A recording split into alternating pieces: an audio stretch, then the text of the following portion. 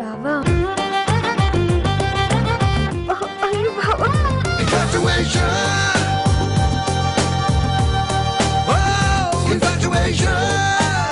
నా బాలు బావేం అలాంటోడు కాదు అన్నా గారు ఇప్పుడు ఏమండి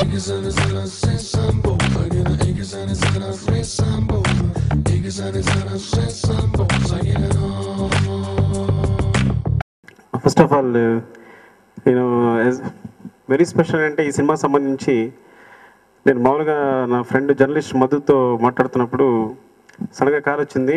మామూలుగానే లేచి తీసి హలో అన్నాను. అమ్మ నేను అక్కిరే నాగేశ్వరరావు మాట్లాడుతానమ్మా కానీ సార్ అని టప్ప లేచిన పడి సో సార్ ఆయన ఏం మాట్లాడారు కూడా నాకు గుర్తులేదు యాక్చువల్గా, ఎందుకంటే టెన్షన్లో ఉండిపోయాను. తర్వాత ఆయన అడిగారు ఏం మాట్లాడారు సార్, ఎవరు మాట్లాడారు, నాగేశ్వర గారు మాట్లాడారు అంటే ఏం మాట్లాడారు అంటే నాకేం గుర్తులేదండి అంత అయోమయంలో ఉండిపోయానని చెప్పాను. So I think that's the నా వెరీ స్పెషల్ మూమెంట్.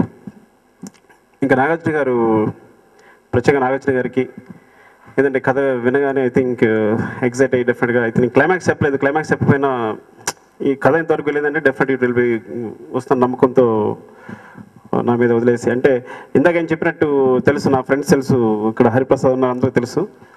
ఇలాంటి గీతాంజలి చూసిన తర్వాత నేను బయటకు వస్తూ ఇంకా ఉండలేను అనమాట. డెఫినెట్గా డైరెక్టర్ కావాలి, అన్నీ వదిలేసుకోవాలి. సో అది పీక్ వెళ్ళిపోయి ఆకు రాలుతూ ఉంది, గాలి వీచింది అన్నట్టు గీతాంజలి చూసిన తర్వాత నేను బయటకు వస్తూ డిసైడ్ అయ్యాను. కానీ గీతాలకు సంబంధించి ఆయన ఒక స్పెషల్ చెప్పారు ఏంటంటే, నేను మన్నత్తగా డైరెక్షన్లో చేయాలని వెళ్ళి ఆయన ముందు నిలబడి ఆయన దగ్గర డైరెక్ట్గా వెళ్ళిపోయి సార్ నేను మీ డైరెక్షన్లో చేయాలని అడిగారంట ఆయన. అంటే అంత ప్యాషన్తో ఐ థింక్ నేను గీతాంజలి ప్రాజెక్ట్ అనేది మామూలుగా ఇది ఏదో జరిగింది అనుకున్నాను, కానీ ఎంత ప్యాషన్ ఉంటే ఒక డైరెక్టర్ దగ్గరికి వెళ్ళి నేను మీ సినిమాలో చేయాలని అడగడం ఒక హీరో అని. సో అలాంటప్పుడు ఇలాంటి అద్భుతాలు జరుగుతాయేమో. నెక్స్ట్ సార్ అరవింద్ గారి దగ్గరికి వచ్చేసరికి ఆయన ఏంటంటే ఆయన రెండు నవ్వుల మధ్య నాకు తేడా తెలుసు. అంటే ఇప్పుడు కథ చెప్తుంటాను, నేను కథ చెప్తున్నప్పుడు ఆయన రియాక్షన్ నా స్క్రీన్ ప్లే, ఇంకంతమంది చెప్పలేను దాన్ని. అంటే ఎలా నవ్వుతారు, ఎందుకు నవ్వుతారో నాకు తెలుసు అనమాట. ఇది హ్యాపీగా నవ్వారు, ఇది కొంచెం వెటకారంగా నవ్వారు అని ఆ డిఫరెన్స్ తెలుసు కాబట్టి ఐ థింక్ ఇంత సక్సెస్ఫుల్ స్క్రీన్ ప్లే ఈ సినిమాకి ఇచ్చాను. సో ఐ థింక్ నేను ఆయనకి వెరీ స్పెషల్. ఒక కిడ్లా నన్ను చూస్తూ లేదు సుకును సక్సెస్ కావాలని ఐ థింక్ నన్ను డెఫినెట్గా ఈ సక్సెస్లోకి నన్ను బలవంతంగా నెట్టారనమాట, ఫ్రాంక్గా చెప్పాలంటే. I'm very thankful to him. ఇంక ఈ సినిమాలో చేసే ప్రతి టెక్నీషియన్కి, ఆర్ట్ డైరెక్టర్ ప్రకాష్, అంటే ఈ ప్రతి పెన్ను కూడా తను సొంతంగా వెళ్ళి వెతుక్కుని తీసుకొచ్చి ఈ పెన్ను పెన్తో సహా ఈ ప్రాపర్టీ ఇలా ఉండాలని డిసైడ్ చేసిన ప్రకాష్కి, ముఖ్యంగా ఎప్పుడు చెప్పాలి ఆట తెలియదు చెప్తాను, వాసు. అంటే ఫస్ట్ ఆఫ్ ఆల్ నన్ను అంటే ఎలా అంటే ఫ్రమ్ ద బిగినింగ్ నుంచి కూడా ఈ కథ సంబంధించి ఫ్రమ్ ద బిగినింగ్ నుంచి కూడా ముందు నుంచి నాతో ఉండి ఇలా వెళ్తే బాగుంటుంది, ఇలా చేస్తే బాగుంటుంది అని కథ దగ్గర నుంచి ఈచ్ అండ్ ఎవ్రీథింగ్ ప్రతిదీ పట్టించుకుంటూ సినిమా ఎండ్ వరకు కూడా అనమాట టోటల్ డీల్ చేసిన, అంటే అరవింద్ గారికి నాకు ఒక బ్రిడ్జ్ అనమాట. ప్రతి విషయాన్ని పట్టించుకుంటూ I think he will be ఫ్యూచర్లో డెఫినెట్గా చాలా పెద్ద ప్రొడ్యూసర్ కావాలని అవుతాడు కూడా. ఎందుకంటే తనకి ఇంకా మ్యూజిక్ డైరెక్టర్ దేవి, ఇంకా దాని గురించి ఎంత చెప్పినా సరిపోదు, because Devi is me and Devi. So ఇంక సెపరేట్గా చెప్పగలదు దేవి గురించి. చైతన్య తమల గురించి నేను ఎప్పుడు చెప్తూనే ఉన్నాను. ముఖ్యంగా చైతు ఏంటంటే అరవింద్ గారు అన్నప్పుడు నాకు ఫస్ట్ టైం అంటే లేదు సుకు ఈ ప్రాజెక్ట్ అంటే మనం ఒక రేంజ్లో చేయాలి, ఇప్పుడు చైతు అనుకో ఒక ప్రాజెక్ట్ ఒక మంచి లుక్ వస్తుంది, తనతో చేస్తే బాగుంటుంది అనుకున్నప్పుడు నేను వెళ్ళి కథ డైరెక్ట్ చేయడం జరిగింది. చేసిన తర్వాత నాకు ఎక్కడో అనమాట ఇప్పుడు మూవీస్ చేశాడు కానీ ఈ క్యారెక్టర్స్ సంబంధించి ఎలా పర్ఫామ్ చేస్తాడని ఫ్రాంక్గా చెప్తే వచ్చిన డౌట్ ఉండేది. కానీ తను ఎంత గ్రాస్పింగ్ అంటే తను అంటే నిజంగా చెప్తాను ఫ్యూచర్లో చాలా మంచి ఆర్టిస్ట్ అవుతాడు. అది యాక్చువల్గా నేను అనేది ఏంటంటే మీరు చూసి చెప్పలేరు, పర్ఫార్మెన్స్ అనేది కేవలం నాకు తెలిసి ఏంటంటే డైరెక్టర్కి ఇలా కావాలనుకున్నప్పుడు డైరెక్టర్ మాత్రమే ఒక ఆర్టిస్ట్ పర్ఫార్మెన్స్ చెప్పగలేమో నా నమ్మకం. అలా చూస్తే చైతు చాలా మంచి artist. So I'm thankful to all. Thank you. నిజంగా ఈ టైంలో నా కెరియర్లో ఇలాంటి సినిమా నాకు రావటం చాలా ప్లస్ అయింది. Thank you very much Aravind గారు and Vasu and Sukumar sir. Thank you very very much. It's given me so much more confidence. Sukumar గారుతో నాకు పెద్ద పరిచయం లేదు బిఫోర్ 100% లవ్. యూజువల్గా సినిమా స్టార్ట్ చేసే ముందు కొంచెం టైం స్పెండ్ చేసి we get to know each other. కానీ సుకుమార్ గారికి నాకు పెద్ద పెద్ద టైం స్పెండ్ చేయలేదు. సో కొంచెం నర్వస్గా ఉన్నింది సినిమా స్టార్ట్ చేసే ముందు. యూనో ఎలా ఉంటుంది, ఎస్పెషలీ సుకుమార్ గారు క్యారెక్టరైజేషన్స్ కూడా చాలా పెక్యులియర్గా ఉంటుంది, చాలా డిఫరెంట్గా ఉంటాయి. సో కొంచెం నర్వస్గా ఉన్నింది. కానీ సుకుమార్ గారు అబ్జర్వేషన్ సూపర్. ప్రతి detail he absorbs to the extreme detail.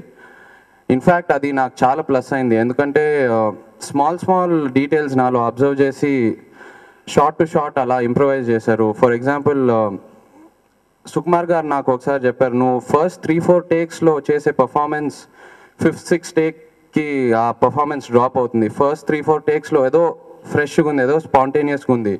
So అలా సీన్స్ డిజైన్ చేసి we shot like that. So maybe దానివల్ల పర్ఫార్మెన్స్ కొన్ని ఏరియాస్లో బాగా హైలైట్ అయింది. So thank you very much sir. And Vasu and Aravind గారు, నిజంగా నేను డ్యూరింగ్ ప్రొడక్షన్ కూడా ఎక్కువ కాస్ట్ ఆఫ్ ప్రొడక్షన్ డీటెయిల్స్ అలాంటి నంబర్స్ నేను పెద్ద అడగలేదు కూడా వాసుని. కానీ మొన్న నాకేదో ఇన్ఫర్మేషన్ వచ్చింది దట్ ఇప్పుడు వరకు ఈ ఇయర్లో ఈ cinema maximum rate of return is the highest. So I feel for the producer I'm very very happy. Nizanga danikante 100% success, that is the ultimate 100% success at the end of the day.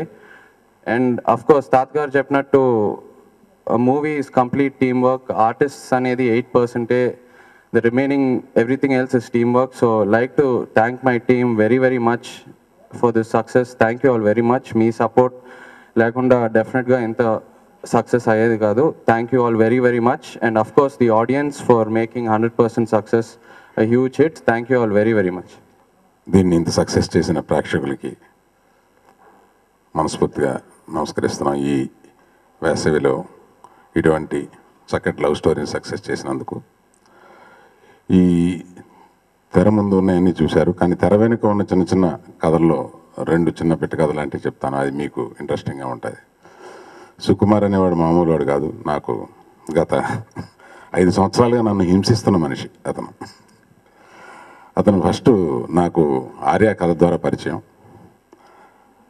ఆ తర్వాత బన్నీకి అతనికి స్నేహం పెరిగి అప్పుడప్పుడు అస్మాన్ అతని ఇంటికి రావడం, అతను ప్రతి కథ మా ఆఫీస్కి వచ్చి నన్ను కూర్చోబెట్టి చెప్పటం, ఇట్లా సంభవిస్తుంది. అది సుకుమారును వాసు కలిపి ఏదో అనుకుని ఓ సినిమా తీసుకుందామని ఒక కథ అనుకుని ఆ కథని విని ఏం తప్పులు ఏమైనా ఉన్నాయేమో చెప్పమని చెప్పి నా దగ్గరికి తీసుకొచ్చారండి. అది ఫైనల్గా నేను ప్రొడ్యూస్ చేశాను.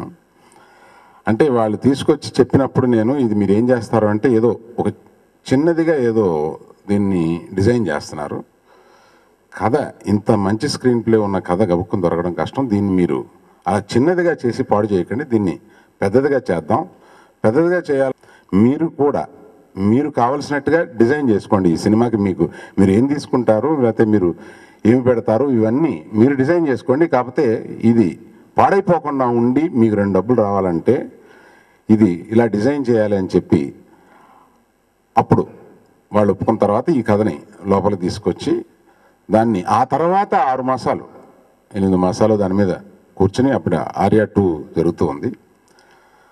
దాని తర్వాత ఏం మాయ చేసే ముందు అంటే దీనికి మెయిన్గా మన పనిచేసిన టెక్నీషియన్స్లో దేవిప్రసాద్, బోసు, కెమెరామ్యాన్ వీళ్ళందరికీ నేను ప్రత్యేకమైన కృతజ్ఞతలు నా డైరెక్టర్ చెప్పాడు. నేను ప్రత్యేకంగా చెప్పాలంటే డైరెక్టర్కి నాగార్జున గారికి ప్రత్యేకంగా చెప్పాలి. ఎందుకంటే నేను ఈ కథ విన్న తర్వాత ఇది కొంచెం బెటర్గా తీద్దామని అనిపించి దీనికి చైతన్య బాగుంటాడని చెప్పి నాగార్జున గారికి ఫోన్ చేసి ఇంకా మన అప్పటికి ఏమై చేసావు రిలీజ్ అవ్వలేదు ఇట్లాగ ఒక సబ్జెక్ట్ విన్నాను బాగుంది, మీ అబ్బాయి చేస్తే బాగుంటుంది అనుకుంటాను అంటే ఆయన ఊరు వెళ్తున్నారు. ఊరు వెళ్తూ అయితే చైతన్యం వినమని చెప్తాను నన్ను, వద్దులేండి మీరు వచ్చిన తర్వాత ఇద్దరు కలిపి వినాలి అది, ఎందుకంటే నా back of the mind first half ఆయనకి నచ్చుద్ది, సెకండ్ హాఫ్ ఈయనకి నచ్చుద్ది, ఓవరాల్గా 2 కలిపి ఇద్దరికే నచ్చుతాయి అనే ఒక థాట్ ఉండి సో వన్ సైడెడ్గా ఏది అవ్వకుండా ఊరు వచ్చిన తర్వాత విన్నారు.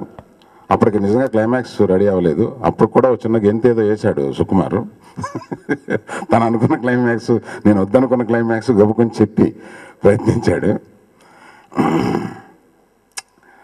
సో అట్లాగే నాగార్జున గారు వినగానే ఇమ్మీడియట్గా తప్పకుండా చేద్దామని వారు అప్పటికే ఇంకేదో చేయాలనుకున్నది కూడా దీన్ని ముందుకు తీసుకొచ్చి ఇది వెంటనే చేద్దామని చెప్పి ఈ ప్రాజెక్టు ఆన్ అయ్యేటట్టుగా నాగార్జున గారు ప్రోత్సహించారు. ఇట్లా ఈ ప్రోత్సహించడం వల్ల నేను ప్రత్యేకంగా సెట్ మీద కూర్చుని పనిచేసి ఆ స్టేజ్ నుంచి నేను మూవ్ అయిపోయాను కాబట్టి ఆ బాధ్యతలన్నీ వాసు తీసుకున్నాడు. సో ఇందులో పనిచేసిన వాళ్ళందరికీ ఇంకా థ్యాంక్స్ చెప్పడానికి దీనికి ఈ సక్సెస్కి ఇంకొన్ని ఫంక్షన్లు ఉంటాయని నేను అనుకుంటున్నాను. సో కనుక ఆ ఫంక్షన్లో మిగిలిన మాట్లాడుకుందాం. Thank you.